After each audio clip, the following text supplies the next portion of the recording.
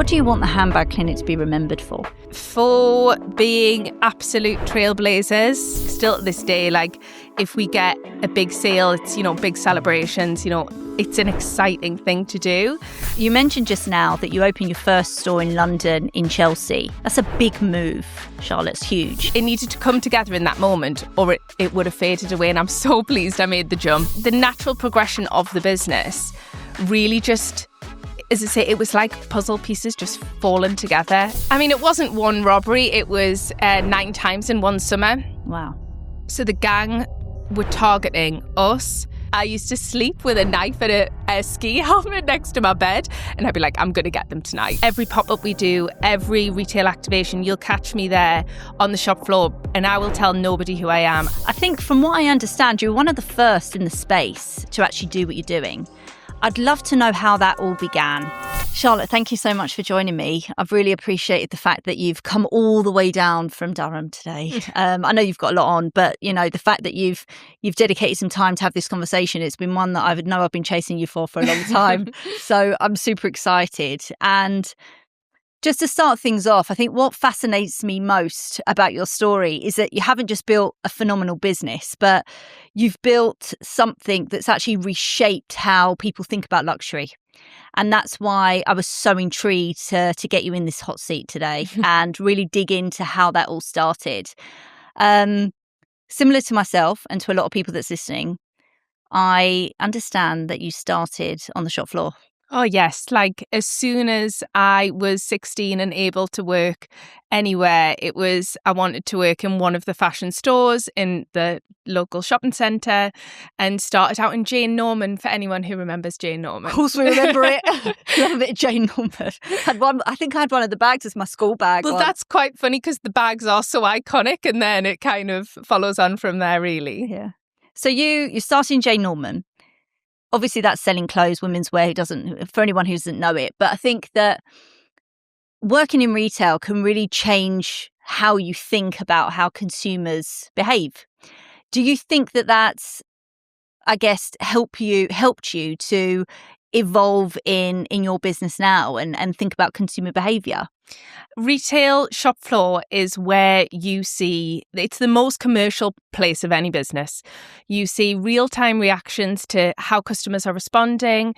You kind of learn all the tricks of the trade, and that will be from a sales assistant. Like if you capture and you take note of all of those things, it can really set you up for a commercial mind and set you up in your career. And that definitely did that for me. And even today, every pop-up we do, every retail activation, you'll catch me there on the shop floor, and I will tell nobody who I am. I will be like, my name's Sophie and I'm a sales assistant. And like, unless somebody knows, because it is where you get the best insight all of the time. A bit like the Secret Millionaire when they go in. I've always said, actually, I'd love to do that at some point. If nobody knew what I looked like, I would go onto the shop floor in my black suit and pretend I was a temp for the day. What was the moment during that time when you're on the shop floor that you realised that there was more to this than just what you were doing? Well, I mean, my career took a detour from there. That was like when I was in school, I would work every shift available. And then I went on to do other studies. I ended up in working in procurement, which is like all about buying, negotiating. So still very commercially minded, some of those like early skills, but obviously studied and evolved into those. And I honestly, hand on heart, didn't know that I'd end up back in retail as such. It was all just sort of a path laid out that I didn't quite know yet.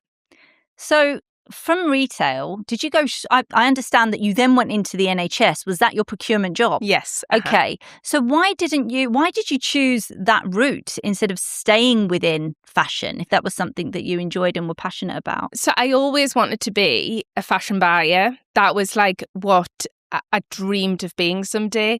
And I'm a girl from the northeast, from a really small town, small village. Like it was like a pipe dream. It didn't feel tangible for me. So, and I didn't love academics. Like I wanted to be out in the real world. I liked on a shop floor. I liked sort of being in amongst it. I liked earning money. Like that's what I like to do. So I kind of again fell into that. I ended up getting a temp job, actually, working on a reception desk. And they were like, "You're bright. Why don't you apply for this apprenticeship?" I did the apprenticeship. Then they paid for all of my studies. Like, I ended up with degree level qualifications in buying, negotiating. Yeah, okay, I was buying knee replacements, hip replacements, surgical supplies. But, you know, I formed a really good career at an early age, and I was being headhunted all over the place. And that is because, like, I'd kept that commercial aspect really alive, which you don't always see in the public sector. And yeah, it felt kind of all just sort of a path I was on without really thinking about it, if that makes sense. When you think about the founder that you are now, what part of her started all those years ago and what part of her has evolved? Ooh, that's a very good question. I mean, I like to earn money. I like to that feeling of closing a sale, of closing something. Still to this day, like, if we get a big sale, it's, you know, big celebrations, you know, it's an exciting thing to do. So I think that element, and definitely a strong work ethic. Like, I have done every job. I mean, I lied when I was 14 and said I was 16 so I could get a job waitressing. I like to work, and that side, commercial work ethic, has always been there. And I think obviously what I've had to learn is those more corporate elements. You know, one thing I didn't love about the public sector was it felt very corporate sometimes, and you had to play the game a little bit. And I'm not great at playing the game. I'm very honest. I can be a little bit fiery sometimes. And I've had to definitely sort of work on that through even the last sort of 5 to 6 years or so. So I'm going to move on to the business that you have now, which is the Handbag Clinic, and something that I've, followed for many, many years. And I think from what I understand, you're one of the first in the space to actually do what you're doing. I'd love to know how that all began, from the very beginning. I think when I was reading up on you initially, when we first started working together, and I always get fascinated, I'm super curious about people's stories. And from what I remember, and you'll have to correct me, this all came from an eBay sort of hobby that you had. So I'd love to know more about that and how this evolved. Yeah. 16 J Norman, we were straight opposite House of Fraser. And I used to, every lunch, walk over and look at the mulberry bags. They felt so out of reach. And at the time, they were nowhere near the price that they are today. And I always wanted one. So I would save up, I would go around and I would buy whatever felt designer, so a DKNY, things like that. And then I would sell those bags on eBay, save up a little bit more, and then purchase the next level up, in my opinion. And I just wanted to work up to a Mulberry Bayswater. That's all I ever wanted. So, how old were you at that time? This is probably between 16 and 18. And I still never got there until I was in my 20s. It felt out of reach, but it was something I worked towards. And eventually, in my very early 20s, I got an Alexa, actually, I started with, and then I got a Bayswater. But it was just this it was thrifty. It was, okay, what do I need to do to get that bag? It was like a real passion project. But I then was in a bar in Newcastle when I was 20. And I bumped into a guy who happened to have a leather cleaning and repair business, and they were making products that cleaned and repaired leather. They were fixing people's sofas, that kind of thing. So it was really strange that we just happened to bump into each other. And I'd actually been given his number when I was 18 because I had a bag which had dye transfer on it. Yeah. And I'd been given his bag by my boss at the time on a post-it note, and they said, I've seen this van driving around and it says they fix sofas, maybe they could help with your handbags. So that is just so serendipitous that for that to ever happen. But it's when I think about it, it's like all the pieces of the puzzle were forming, but they hadn't quite been put together yet. And that didn't come until sort of 2015, when it was like, it's now or never. You take the jump and you do this properly and you bring the repairs and you strengthen that, because the repairs aspect I was always working on in the background while I worked full time, was doing my studies, and it kind of needed to come together in that moment, or it would have faded away. And I'm so pleased I made the jump. It was a real sort of risk-taking moment. So were the repairs, was that the initial idea before the reselling? Yes, it came. So the repairs element, my husband's business was doing the sofas and things. They were getting requests for handbags. And then I would be in the background going, well, if you're going to fix this bag, you need to do it this way, because this is the way they were designed. And this is how I enjoy it as a consumer. Or we did like Louboutin red soles. We really perfected how that would work, worked with their chemists and their research teams to, create these products. And that was something in the background. And then we kind of noticed that a lot of traffic was coming from sort of southwest London, but we weren't converting those people because they thought Newcastle was this faraway place that they shouldn't send their designer handbags to. So opened a store in Chelsea, but again, it was just repairs. And I then took a trip to Hong Kong and I saw these consignment stores full of bags, pre-loved bags. And it was like, we could do that. We could put the two things together. And we literally came home from that, and a store came up in Newcastle, but it was a really big store. It needed filled with something. So the repairs aspect alone wouldn't have worked. It would have, but it would have looked a little bit strange.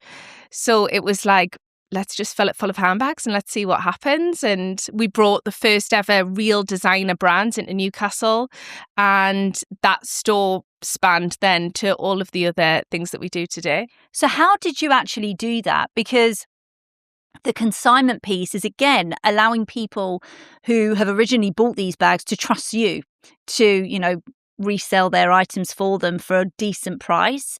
How did you manage to go out and find these people to be ready to, sell their bags to you? Well, we already had them because we were doing their repairs. Oh, brilliant. Yeah. So from an authentication point of view, I'd been looking at these bags for years at this point. I'd trawl eBay, weeding out the fake mulberries so that I could see which ones might be in my price bracket. Then we were getting repairs in, and I had this whole treasure trove of bags to go through. And we had all these customers who we could go to and say, would you like to sell a bag with us? But it started off really slow in the sense that, when I think now, we used to, I see photographs of that store, and now it was quite big, and we'd have a bag on a podium because we didn't have loads of bags. And now it's like there's bags everywhere. But the natural progression of the business really just, as I say, it was like puzzle pieces just falling together, and every time it just fell and made a little bit more sense and a little bit more sense, and then this worked. So it was really, it wasn't kind of like one day sitting up and going, right, we're going to do this. It was kind of just like, let's try this. So you mentioned just now that you opened your first store in London, in Chelsea. That's a big move, Charlotte. It's huge. When did that point hit you both to think, okay, we've got to be in London? I know that you were getting lots of interest and you were feeling, people are not necessarily that comfortable to send their bags to Newcastle, but Chelsea's a big move. You didn't start small, you went straight in, super big. So how did you get to that point? Well, it all boiled down to, we could see that's where the traffic was coming from. We could see there was people in SW3, SW6, asking for us to repair bags and just not then going ahead with it. So it made sense to open the store, but we didn't actually move to London initially. So by the time we moved to London, we'd launched Chelsea, Newcastle. I'd then launched the website and a store in Leeds, and then another store in London. So at that point in time, we had lots of standalone retail locations. But we actually had a not so great manager in one of the stores, in the store in Chelsea. And it was we need to kind of take control of the situation back. So put our house up for sale, sold it 3 days later and moved to London in 2 weeks, made the decision and just moved to London in 2 weeks. And that did start really changing things for us. And, you know, the traction that we got from that point forward was ever changing. You know, we made the Chelsea store selling bags. We completely redid the store, started selling bags out of there, and then that's when all the craziness started, really. I heard you say on a recent podcast about when you got broken into in Chelsea. And I remember at the time I was working at the Chanel in Brompton Road, which was literally just behind you. And I think it was the same week that we had got broken into. And I remember you saying something like, I was quite flattered that you were quite flattered. Yeah, totally were. No, but really, that must have had a major impact on you. And how did you feel when that happened? I mean, it wasn't one robbery. It was 9 times in one summer. Wow. So the gang were targeting us, the Chanel, the Saint Laurent, the Hermes. But the difference of me and all of those brands is they had the budget and the teams to get everything tidied up and the store would look immaculate again by the morning. I would sometimes be boarded up for a week while I found contractors, while I negotiated pricing because the budgets were tighter. And it really did take its toll. I won't lie. I lived not far and I used to, this is not the best thing to admit, but I used to sleep with a knife and a ski helmet next to my bed. And I'd be like, I'm going to get them tonight. Like if that alarm goes off, I'm going round. I obviously never did. But it was like every night you'd go to bed and you would just think, is tonight going to be one of those nights? It was horrible. And how we survived that was honestly pure determination. I would sit outside and I would monitor so I'd go at like 8 o'clock, the store opened at 10, and we knew we were being watched. So I would sit and I would write down every registration plate that pulled up nearby, and I'd track if the same one, and then I'd give that information to the police. The chief of the flying squad said to me, like, you could be a detective. He was like, do you want to come onto my team? Because I had all these crazy plans of putting trackers in bags and all sorts to catch them, because it was my livelihood. It wasn't just handbags. And that's something that I've contested for forever. You know, these aren't just old bags. These matter. And they don't just matter to me, like as a business. They matter to so many people. And like, you know, it's something that we as women feel really passionate about. So like, stop stealing our stuff. It felt a real moment that I had to take a stand. And we would open the store regardless. The people of Chelsea, I will forever love. Some of those women, like, would hand us the Chanels over broken glass and take a card reader payment like over the broken glass and be like, right, see you later, see you in 6 weeks, and just go off. And how they trusted us to that level. I mean, thank you to all those women. I mean, look, I can sit here in front of you and tell you that I'm an absolute handbag fanatic, which is why I followed your business long before I met you and long before we worked together, you know, as a collaboration with staff, etc. I would love to talk to you now about how this has evolved in today's world and how handbags are really perceived as so much more than just a fashion accessory, especially when we talk about, you know, the Hermes Birkin and Kelly bags and the Chanel classic bags, and how these are seen as pure investments. When was the first time that you realised that and you knew that this had to take a turn for your business? Well, I'd very much dealt in the world of Mulberries, Louis Vuitton, maybe a Chanel. And obviously when we started getting into it, especially when we opened in Chelsea, you start seeing these Hermes. And that is a brand, you know, a girl from a small village in County Durham was going to be like, you know, never ever seen or possible reach of. Obviously, I'd seen it on Sex and the City, you know, that kind of thing.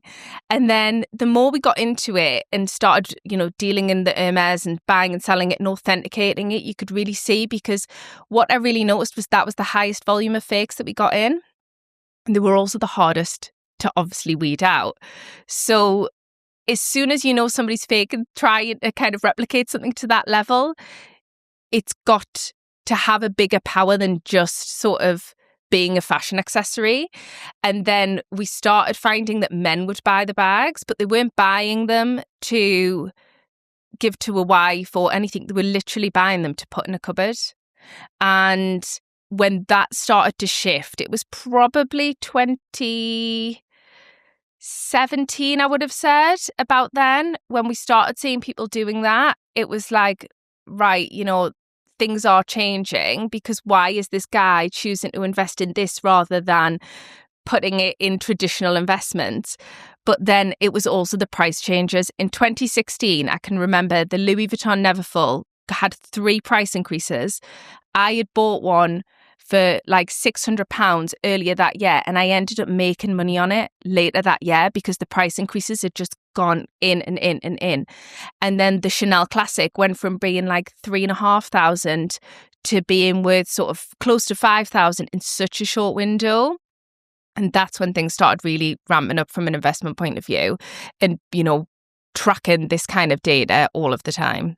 It's really funny because when I worked in Chanel, I started working in Chanel in 2006, I think. The classic bag was £900. Oh, yeah. I mean, we It's get just them. insane. We get lovely old women in Chelsea who would come in and they'd bought them in the 90s, and they couldn't believe their eyes, when we would show them what they were going to get for their bags. Like, the price increases in certain years have been crazy. And I mean, we're over £10,000 now. It's madness. It really is. How do you value a bag? So if a bag was to come to you, somebody looking to sell it with you, what is it that determines its value? So we have probably the most extensive data range of any handbag, because we actually built a tech system long before that was kind of the thing that people did. So we started building tech systems in 2012. So when we started doing the buying and selling in 2015, that was just added into that. So we used to value from repairs for an insurance point of view. And then we started tracking the sales data, and we literally can, at a click of a button, look back at how many we've sold, what price they sold at, how long they were in stock. So we'll always track price against how long something's in stock. So a Neverfull, for example, used to have a rising price, but it would also have a rising, a declining time of how long it took to sell. They used to sell in 9 minutes on the website. Wow. And then that starts to get a bit longer. So you start seeing people aren't clicking on them quite as much. People aren't purchasing them quite as quick. Then that starts to potentially plateau the pricing at that point. So it's a mix of sort of trend forecasting. It's a mix of also knowing what clients are looking for. We have like the biggest collection of handbag fanatics, because all we do is handbags.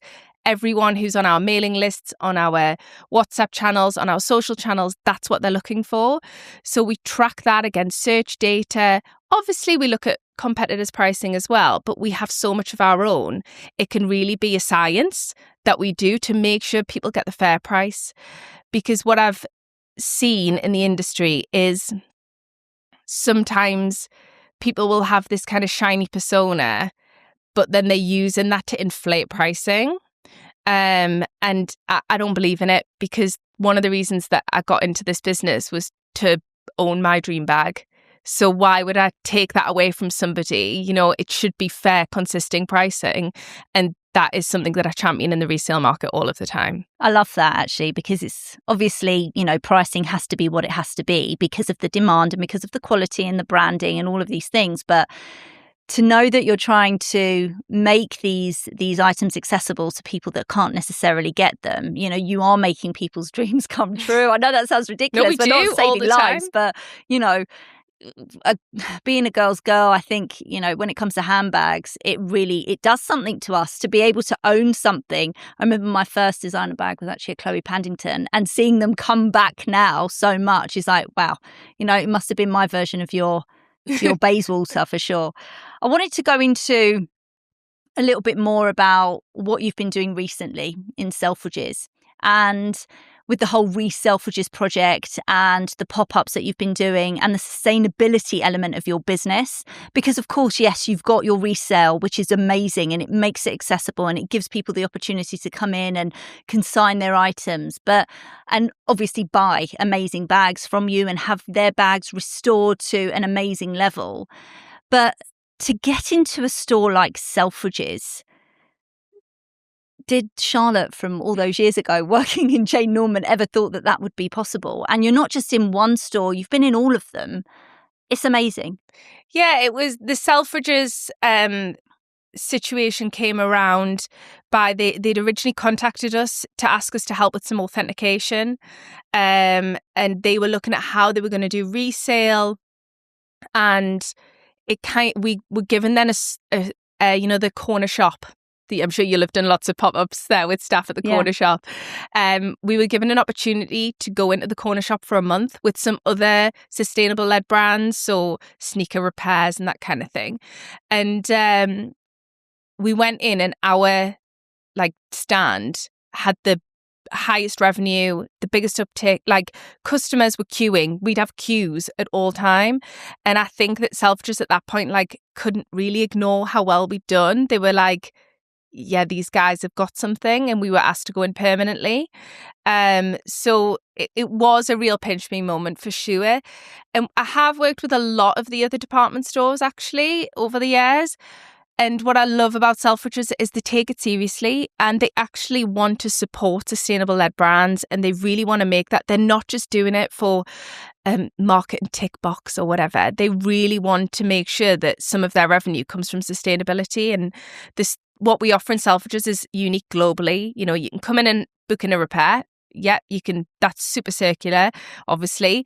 You can come in and trade your unwanted items and get a Selfridges voucher. It takes 10 minutes sometimes to just swap your bag for a Selfridges voucher.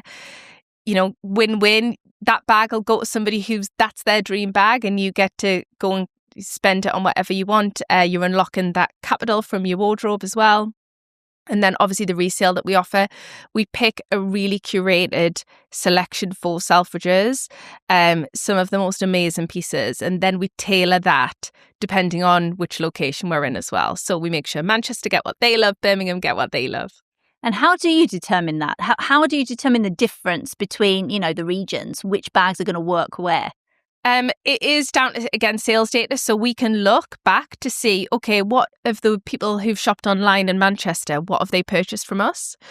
What have they purchased in Birmingham? What to London like? And in London, it was very test and learn. We would put something in. We don't let anything stay in London for 2 weeks. So if you are ever in Selfridges and you're like, oh, I really like that, you got to be quick because it could be pulled out. We literally 2 weeks and it'll be out and somewhere else.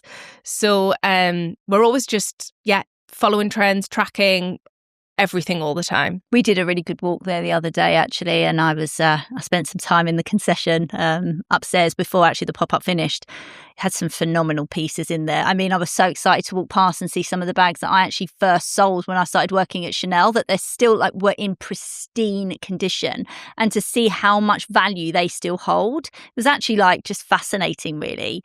I want to ask you a question just as a business person to a business person. It seems though throughout this conversation that you've gone from strength to strength to strength. But was there ever a time where you thought, I don't know if this is actually going to work? And, was there ever a point where you doubted the plans that you were making or what you were doing essentially in this business? I do all the time. Who doesn't?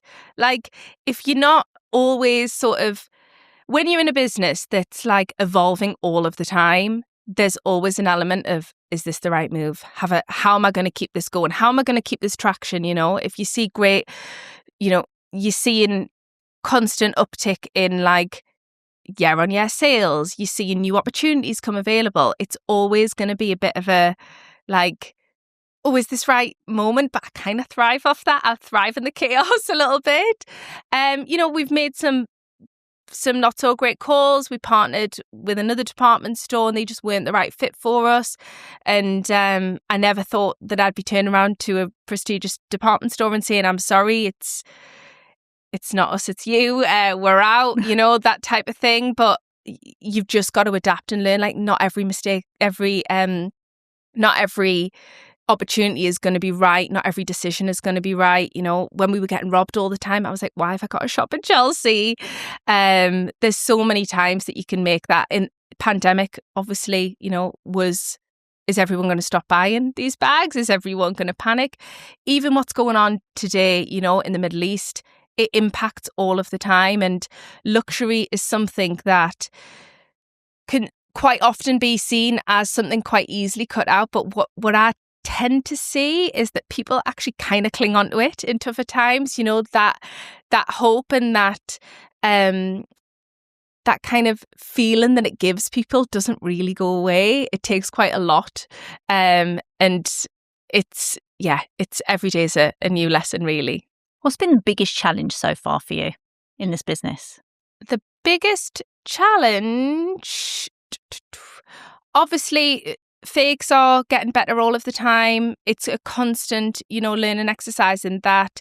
What we do for authentication is very intense. We take highly magnified images of bags. We have image data going back across every year, because sometimes it can be year to year difference on how that bag was manufactured. We saw a real shift in 2020 of those super fakes coming through. We call them super fakes now. And that is a constant battle of like a challenge that we have to go against, because every day they're trying to get smarter. And we have seen a slight change, especially in sort of 21, 22, of how the brand's manufactured as well.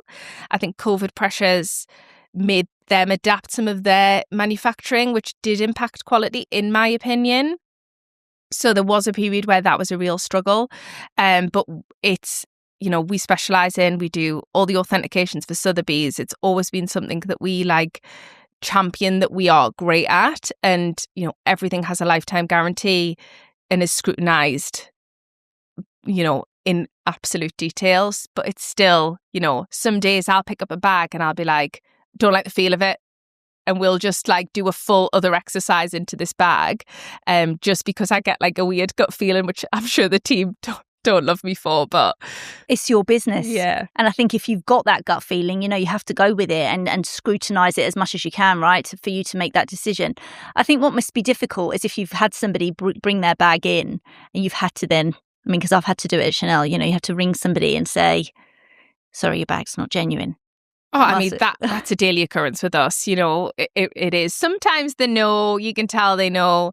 In the early days, I can remember telling a young girl that Hermes was fake. It was a really, bless her, obvious fake. Mm-hmm. But her auntie had sold it to her for a lot of money. And our auntie was basically conning her.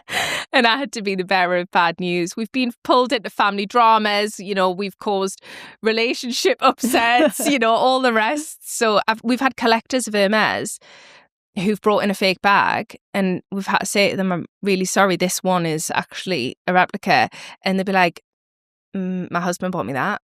And they have to go back to the husband and be like, what have you done? Where did you get this from? It must be really awkward, right? I've seen it loads as well in my career, but it must be really awkward for, for them to have to do that. It's horrible. I think, look, what you've managed to achieve is quite phenomenal, really. I said this to a guest that I had recently, a lady called Pavan, who had the henna bar in Selfridges.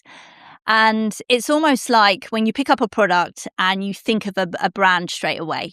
And I think with you, what I've realised over the years of working in the luxury industry is that when you think about restoration, or when you think about, the resale, your brand comes to mind first. It's the first one. And I don't know whether that's because you've been there the longest, but I genuinely would always say, it's the Handbag Clinic. If you want something repaired, that's where you go first. That's a massive achievement. Yeah, from where you've come from, essentially, and what you've built. The restoration side is forever the beating heart of the business. It's where it all began. And it can be one of the trickiest areas to run, because, I can't ring you up, unfortunately, and say, can you provide me 3 artisans? I'm a little bit busy. Do you know what I mean? It's just not something. Well, you could, essentially. But to train them to our level, everybody's trained in-house. It takes 3 years for somebody to be able to work on a Chanel to a level, they're not going to touch a white Chanel for a very long time. For example, there's certain things, everything is, they've got to pass and do something perfectly to be able to be given the opportunity to have that on their list and work on it regularly. And I've got 2 people in the entire business who can work on exotic Hermes. So if you do have an exotic Hermes that you'd like to be repaired, then unfortunately you're in a queue because it's such a high demand service we're not going to just give it to anybody. And trying to explain that to a consumer can be quite hard because they're just like, but I've got this really expensive bag and I'm not used to waiting in queues. These people aren't really used to being told no. So it can be a really challenging aspect to run, but it's definitely the most sort of exciting in the sense that, like, you never know what challenge is going to come through the door. We're always being asked to do something new, and it creates amazing content as well. The content is so satisfying as well. Super exciting. I mean, look, what you've just described is what's happening in luxury every single day, right? That people are having to be told no, but it creates more desirability, I think, as well. I wanted to ask you a few questions just about your perspective now on what really makes a bag desirable. Do you think that desirability comes from the brands themselves or by the customers? I think that there's two forms of desirability. There are legacy brand desirability status. So there will be people who will want to be seen with that specific Kelly because there is a huge wait list on that. It's really hard to get. They want a classic Chanel because it is the epitome of luxury. There's that kind of demand, and that comes from a legacy that those brands have created that we honor and respect so much. We're not here to create a resale environment that encourages that. We're not a reseller of Hermes. It's just, we have the utmost respect for that and champion it all of the way. And then you've got the other side where it is trend. So it will be a bag is coming out, everybody wants it, you'll see them flying off the shelves, that kind of thing. And I think that is led more from a consumer point of view. Once that ball starts rolling where people see the influencer they like with it or whoever, it just kind of spirals for a little bit.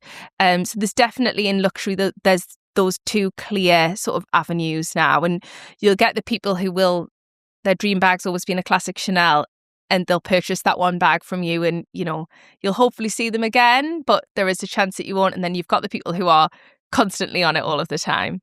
Have you seen any pieces that are valuable but technically shouldn't be?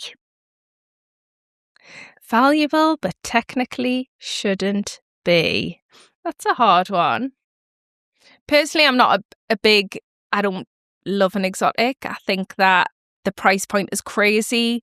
I think that obviously the ethos around it, we'll happily restore them because, it's already been created. We might as well keep it looking great for as long as possible to try and maybe stop some new ones being made.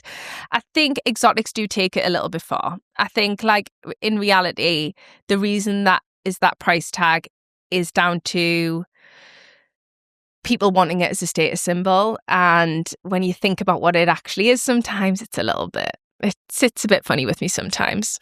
I think there's a lot of people that feel like that now. I mean, if we go back to the 90s, that was the thing to have, right? Yeah. Same with fur. It's just not really that ethical anymore, I suppose. You mentioned earlier that for each location that you've had a pop-up, you personally curate the collections that are there. A question I've got for you, if you had to curate the perfect handbag collection for somebody, what would it consist of? In somebody's wardrobe for them to own. Okay. So you'd have to have Black Classic Chanel. Ideally, I think a classic should mean something to you. So I have one from the year that I was born, and I love that. So a special year or something like that. I love that. Yeah, it's so fun. And it's that. so easy to do. It's so giftable. It makes a gift so much better. And we can do that for people all the time. You then want something like an everyday bag. I think Bottega's a great everyday bag. They're really hard wearing. They can be challenging to restore in the sense that woven detail, is a specialist for us. One of our specialists would need to look at that, but they are super hard wearing. Go with everything. Really, really well made. Evening bag. You'll obviously want an evening bag. And I do lean on the Chanel side, I can't lie, but there's some amazing Dior pieces as well, like a small little lady Dior and maybe a satin. And then you want a Fendi baguette just because it's a Fendi baguette. I'm really into them at the moment. I love a Fendi Yeah. baguette, I really do. So pleased that they came back in such a way. Or a Dior saddle, that sort of vintage fun feel. And then I would say some sort of travel items. So Goyard tote's a great one. Chanel Duville, that kind of thing. Something you can kind of take on the plane, throw everything in, that kind of thing. You've not mentioned a Birkin. Do you know what? I think that, well, your Birkin could be sort of an everyday bag depending on how you buy it. But I think I'm speaking to the masses of what's kind of affordable, what people might be able to do, because, you know, Birkin's prices now are high.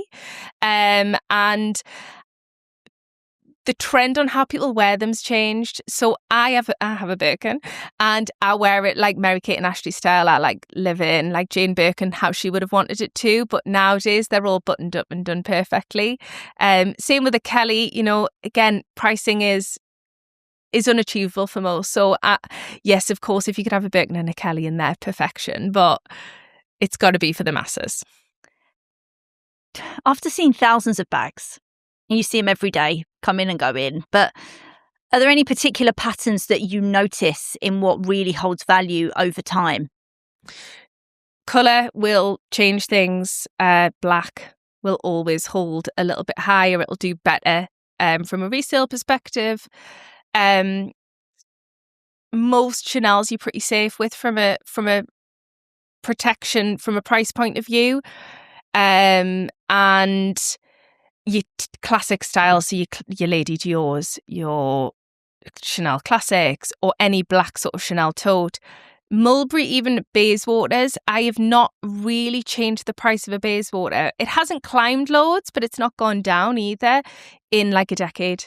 So it holds really well, but it isn't sort of something you're going to earn money on, but you'll get great wearability out of it and still sort of preserve the value as well. That's really interesting, actually. I wouldn't have thought of that, actually. I thought that would have maybe gone down slightly, but... No, it's honestly, if I think back to what I sold them at in 2015 to today, it's not huge, the price difference.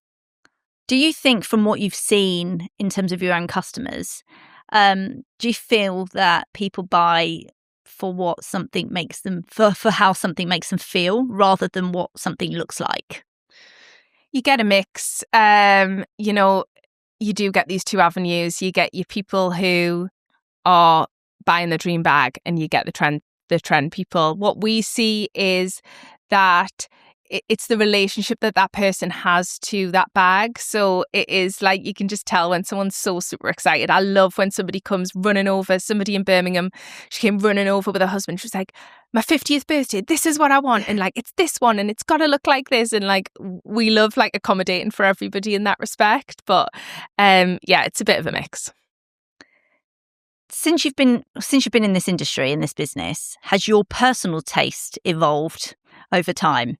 Are there bags that you would not even consider now, and ones that you still aspire to have? Yeah, it's a very hard one, because I do probably see a little too much behind the curtain, I think. Obviously, from a restoration point of view as well, we see, before even the brands really see, where their flaws are in the manufacturing processes. So there's certain bags where I know that if I was to buy that bag, the chances are, you know, it's slightly harder to repair, or in so many years' time, this might happen if I don't do X, Y, and Z. So I'm always kind of totting it up in my head as to whether a bag's kind of worth it or not. But 100% have evolved. Like 2015, Charlotte would not have looked twice at a Bottega bag. I've got one with me today. Like, I think obviously I've grown up a lot since then. You know, I started out, I was like early 20s, you know, having fun party girl, and now I'm married with 2 children. So of course it's changed, but I think the core things, you know, that Chanel classic, no, like I still love it. I still drool over them all the time. One comes in an amazing colour and I'm like, oh my God, love it so much. Hermes is made beautifully. Like, you cannot take that away. That bag is worth it because it will hold its money, and it is made so well. There are some other brands that the quality's, you know, price can be high. I'll not name names so I don't get in trouble, but you know, there is, you do see that shift in the market, and there's some brands that I'd stay slightly away from. Won't go into that. I won't go into it. I'll get in trouble. We won't go into it. When people hear your story, everyone will think, this is this incredible person who's super successful and, you've built this incredible brand, essentially. Even though you are selling other brands, you've built your own brand. What is the thing that you think people may have absolutely no idea about when it comes to you building your business?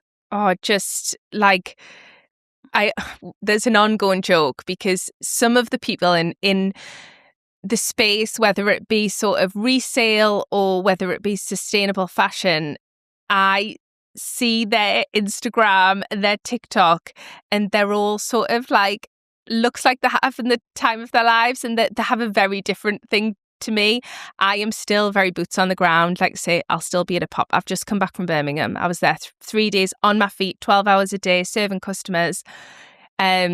I'll be sweeping the floor at head office. I bring the post in every day. Like that, I think people, if they were maybe to see from a really outsider perspective, would have no idea that any of that goes on. They probably think I sit and do lovely things like this all day. It's still very hands-on and I know everything that is going on all the time. Like it is very hard for people in the office to keep anything from me. I'll always be diving in. So yeah. I think that's what I really like about you. I mean, we were on the phone last week when you were in Selfridges and you were actually on the shop floor and I just thought that was brilliant, and I think for a customer to actually meet you and have that conversation with you, and I know that you said that you wouldn't necessarily let them know who you are, but imagine the experience that they're getting from you. You're a real expert in this field, knowing so much as what you've, because of what you've built. A customer being able to have that accessibility to someone like you is really quite special. So anyone that's watching or listening that goes into the Handbag Clinic, you might be in luck. You might get Charlotte actually serving you your bag. It is funny because they'll sometimes go, Issa, do you have a nice handbag? Like, do you have any nice handbags? And I'm like, yeah, 1 or 2. I can't fit any more in my house. Do you know what's really nice actually listening to you talk about the Chanel bags and Chanel. Well, I worked there for so many years and I've got a real sort of passion and affiliation to that brand. And, I've got my own Chanel bags, which I've collected over my time there. It obviously bought at, heavily discounted prices, but it's just so nice to know that they're still hugely desired and hugely valuable. And that's, it makes me feel good. I feel better now. Okay, so in terms of people and their handbags, what do you feel that people are really trying to protect when they come in and bring you a bag? As in, what do you mean? Like when they bring in a bag to you and whether it is legacy or, something personal for them or whether it's just because of what it looks like. What do you see the trend being when they're trying to restore a bag? Restoration requests will be, the weird and the wonderful. We've had weird ones like a fox has chewed my bag. Like, how did a fox get hold of your bag? Oh my God. Like, I don't understand. But you'll get, the immediate, my bag is unusable and therefore needs to be usable again, which is, what we do all of the time. And then you get people who they're protecting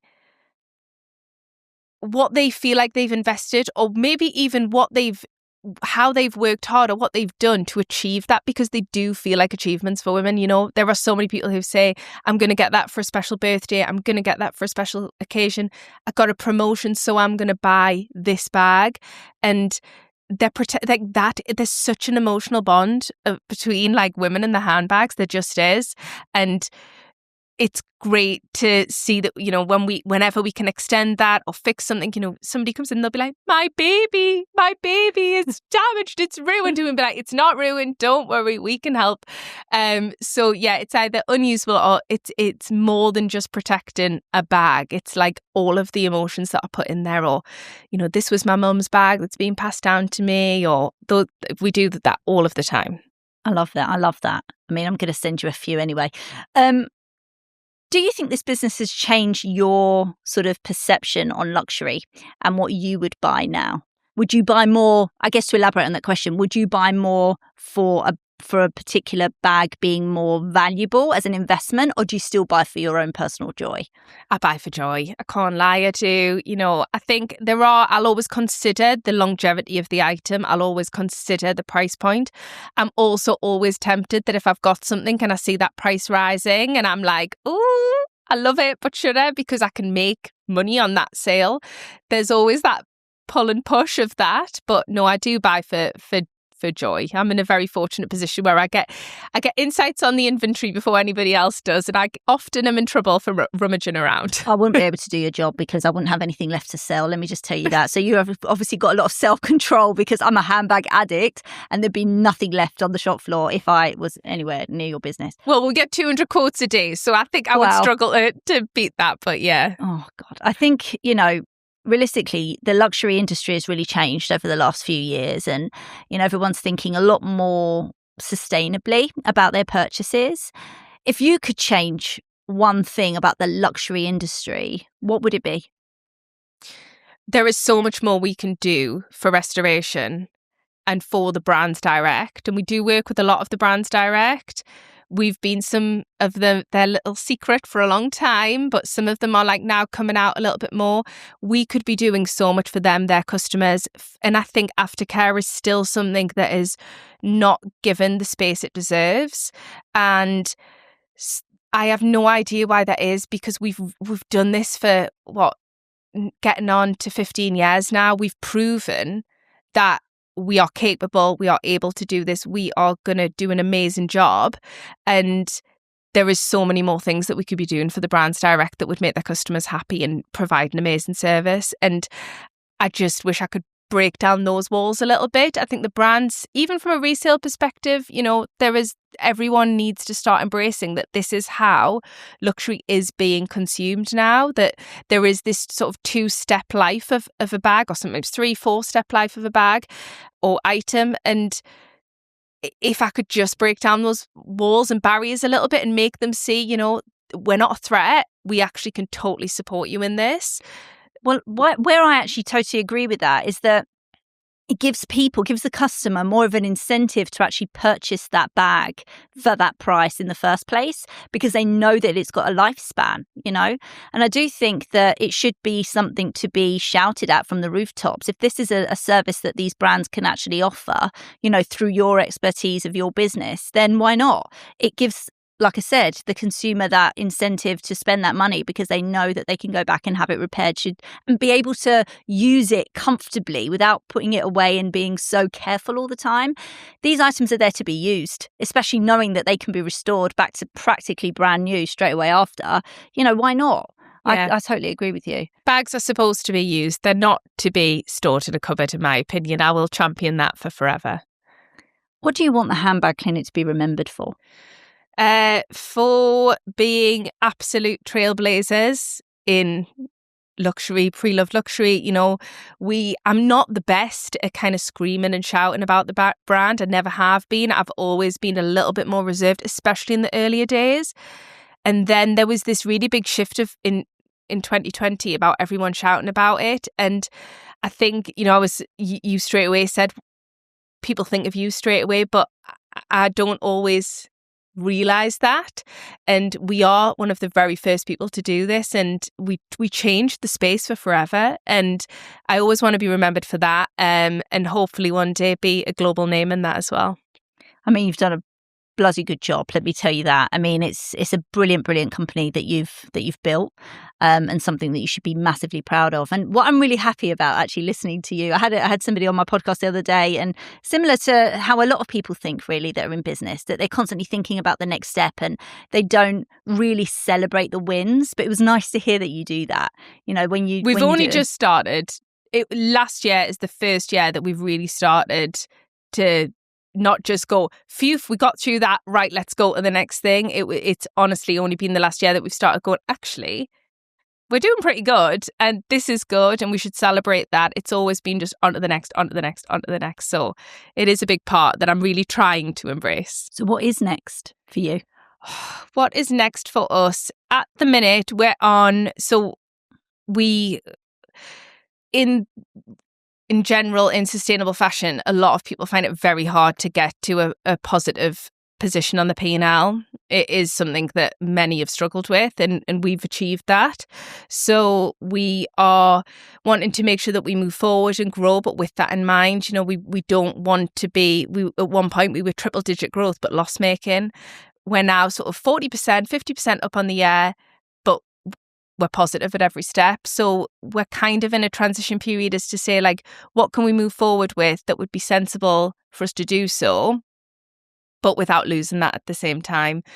Because there are so many opportunities for us out there, and we're in a very fortunate position where we can pick and choose a little bit now as well. A question I ask absolutely everyone that comes on this podcast because of the title of it and the nature of it. What does excellence look like to you? I would say excellence for me would be just how you perceive by your customers, and not just kind of anybody, but like it's got to be the people, the returning customers. Like, if that repeat customer base keeps coming back and back and back, that's a sign of excellence. That's a sign that you're doing something right. So I will always look, if I see a name pop up in the orders, I mean, if you've placed an order with Handbag Clinic, I've noticed that order until even today. And if I see the same name popping up time and time again, and then you see they leave a response, a review, that means that you're doing something right, because you didn't just get it right first time, you got it right second, you got it right third for them. And that is what I'm always looking to track, like, all of the time, because especially in luxury, it can be hard to gain that level of repeat because they're high value items. So I'll not just be looking at getting it right once, it's when you get it right 2-3 times. Same with our pop-ups. Yes, we nailed the corner shop. We nailed Oxford Street. Now we're doing Birmingham. Now we're doing Manchester. It's about that repeat level of success, not just one-offs. I think realistically, a lot of that comes from your passion as well, and how you've obviously put that through to the rest of your teams. What does excellence look like then when it comes from a staffing point for your business? Because that must be really difficult for you to ensure that you're putting the right people in place and ensuring that they are really giving the same service that you would want to give, especially where you go onto the shop floor so many times. So what is it that you look for in the staff that you hire? I like a good work ethic. I like somebody who's willing to, give everything that they've got, basically. And I think you can see that even if somebody's a little bit unpolished. I think if they're super trying and you can see that they're growing and you give them that feedback and they take it really well, I'll always give those people way more of a shot and so many more chances, because, they're trying and they want to do better. So I think somebody who's got a really strong work ethic, takes criticism and any sort of constructive feedback really, really well, and is super personable, because I think especially in retail now, I'm often underwhelmed with how somebody's, engaged with me, and I want our customers to walk away and feel like it was a really personal interaction. And I mean, when we had Chelsea, I used to work in Chelsea all of the time. And I would have customers one customer bought me Dolce & Gabbana sunglasses as a present because she just loved it so much.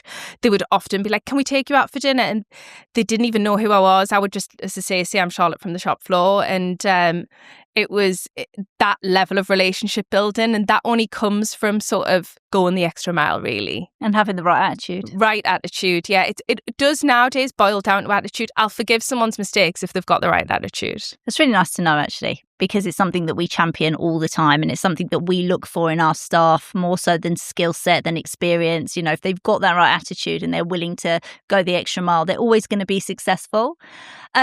To end things off, I've got a few quick little fire ones for you. Vintage or new? Vintage. Most overrated luxury trend at the moment? Right now, that's a really hard one. Overrated luxury trend right now, this second, would probably be, I'm going to kick myself at a later date, I'm sure. I would say some of the crossovers. So when it's like a brand and another brand crossing over and the price like skyrockets for that kind of thing. Like the collaborations. The collaborations, sometimes they are inflated in the moment and then they fade. Okay. One handbag that everyone should own? Chanel Classic. Condition or rarity? Or condition. Investment or joy? Joy. Best advice that you've ever received? Best advice I've ever received. I always struggle with this one because I'm not great at taking advice. I can't lie. I've been called unmentorable twice. Really? Yeah. I can't see that. I think like I am quite fiery, so it would be to just take a little breath every now and again. I'm an open book, and sometimes that goes against me. Hardest lesson that you've had as a founder? it definitely boils down to people when I've made the wrong choice, or maybe I've missed warning signs, you know, somebody wasn't performing and I've kind of overlooked it, or that disconnect had happened and I kind of didn't catch it early enough, because the people that you have working in the business make the business. And if somebody's kind of lost that passion for it, and you don't, you know, they might not be doing a terrible job, but they might not just, that glimmer might have just gone. That can actually be more impactful than them doing a bad job. That's a really good one, actually. What's your favourite city for luxury shopping? Favourite city for luxury shopping would be, I mainly shop in London, so maybe I'm going to say London. I have to say, though, I'm kind of in love with Birmingham at the minute, and I know that's a bit of a curveball, but like the girls there make such an effort to turn up and show up every day, and it's actually like the Selfridges there is amazing. Better get down there, actually. It sounds a bit exciting. Okay. One fashion rule that you'll never follow. Like, I'm not big for this underdressing thing. Like, I'm not big on like wearing trainers to any occasion. Like, no, I like a heel on. So I think this sort of really relaxed, the tracksuit pants for things. Like, no, it's not for me. Oh, I'm so the same. I'm so happy you said that. What does success look like to you in one word? Team. Like, if they're doing well, if I see somebody like achieve something under me that I never thought was possible, or you see somebody as passionate as you, that's it. So team would be my answer. That's really inspirational, actually. Okay. What does luxury mean to you in one word? Joy. Same. Same. And lastly, just a funny one, coffee or tea? Coffee. All day long. All day long. All day long. Charlotte, it's been a pleasure. Thank you very much. Thank you for being so generous with your information and with your time. I know you've got a big day on today, and you know, congratulations on your business and all of the fabulous pop-ups. And we've been so happy to be a part of it. So yes, thank you very much for supporting us. It's been perfection. Thank you.